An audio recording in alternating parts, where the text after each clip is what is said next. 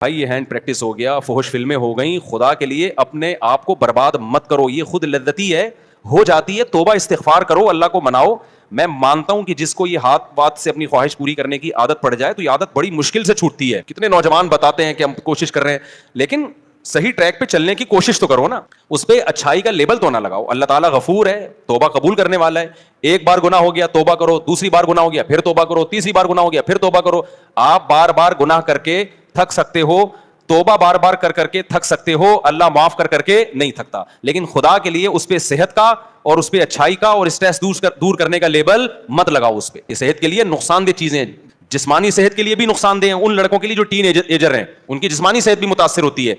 और जो उम्र थी, जिनकी जरा 22, 23, 24 साल से ज्यादा हो गए, तो जिस्मानी सेहत उनकी खराब हो ना हो, दिमागी सेहत क्या हो जाती है, बहुत बर्बाद हो जाती है। क्योंकि जो एक प्रोसेस खुदा ने ख्वाहिश पूरी करने का रखा है, आप जो नेचुरल है, आपने उस नेचुरल प्रोसेस को क्या कर दिया, खराब कर दिया।